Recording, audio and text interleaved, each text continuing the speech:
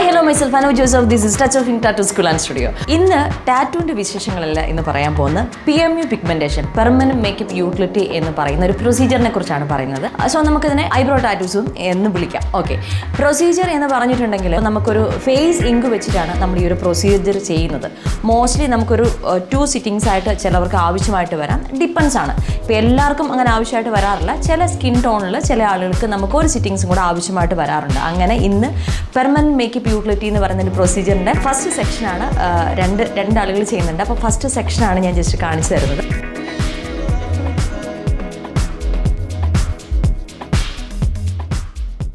ഇതിപ്പോൾ ഓരോ സ്കിൻ ടോണിനും ഓരോരുത്തരുടെ ഹെയറിനും അനുസരിച്ചാണ് നമ്മൾ കളർ ചൂസ് ചെയ്യുന്നതെന്ന് പറഞ്ഞിട്ടുണ്ടെങ്കിൽ. അപ്പോൾ കോഫി ഉണ്ട്, കോഫി ബ്ലാക്ക് ഉണ്ട്, ബ്ലാക്ക് കളറുണ്ട്, കോഫി കളറുണ്ട്. അപ്പോൾ നമ്മുടെ ഒരു സ്കിൻ ടോണിന് ഏറ്റവും ആപ്റ്റ് ആവുന്ന നാച്ചുറലായിട്ട് തോന്നുന്ന രീതിയിലായിരിക്കും നമ്മൾ ഈ പ്രൊസീജിയർ കംപ്ലീറ്റ് ചെയ്യുക. ഓക്കെ, അപ്പോൾ നമുക്ക് ജസ്റ്റ് ഒന്ന് കാണാം. നമുക്ക്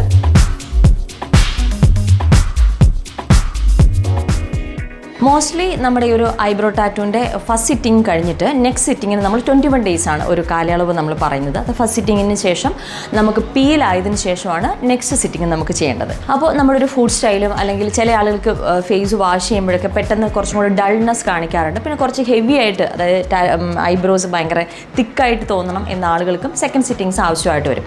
എല്ലാ ആളുകൾക്കും സെക്കൻഡ് സിറ്റിംഗ് ആവശ്യമായിട്ട് വരാറില്ല. പക്ഷെ ചെയ്താൽ കുറച്ചും കൂടി നമുക്ക് എന്തെങ്കിലും മിസ്സിങ്ങോ കാര്യങ്ങളോ ഉണ്ടെങ്കിൽ ഒന്നും കൂടി അത് ക്ലിയർ ചെയ്യാൻ പറ്റും. ഓക്കെ, അപ്പം ഇത് നമ്മൾ ചെയ്യുന്ന ഇങ്ക് എന്ന് പറഞ്ഞിട്ടുണ്ടെങ്കിൽ വേഗൻ ഇങ്ക് വെച്ചിട്ടാണ് ചെയ്യുന്നത്. നമുക്ക് മറ്റുള്ള അലർജീസോ കാര്യങ്ങളോ ഒന്നും ഉണ്ടാവത്തില്ല. അപ്പം നമുക്ക് മോസ്റ്റ്ലി നമുക്ക് സേഫായിട്ട് തന്നെ നമുക്ക് ചെയ്യാനും പറ്റും. ഓക്കെ, കൂടുതൽ എന്തെങ്കിലും ഐബ്രോ ടാറ്റൂസിനെ കുറിച്ചോ അതുപോലെ തന്നെ ലിപ് ടാറ്റൂസിനെ കുറിച്ചോ അറിയാൻ ആഗ്രഹിക്കുന്നുണ്ടെങ്കിൽ തീർച്ചയായിട്ടും താഴെ കാണുന്ന നമ്പറിൽ ഞങ്ങളെ കോൺടാക്ട് ചെയ്യാവുന്നതാണ്. ഡീറ്റെയിൽസ് കംപ്ലീറ്റ് നിങ്ങൾക്ക് അറിയാവുന്നതാണ്. അപ്പം ഇനിയിപ്പോൾ എന്താ പറയുക, പിരികത്തിന് കുറച്ച് ഭംഗി കുറഞ്ഞു പോയെന്ന് ആർക്കെങ്കിലുമൊക്കെ തോന്നുവാണെങ്കിൽ തീർച്ചയായിട്ടും ഞങ്ങളെ കോൺടാക്ട് ചെയ്യാവുന്നതാണ്.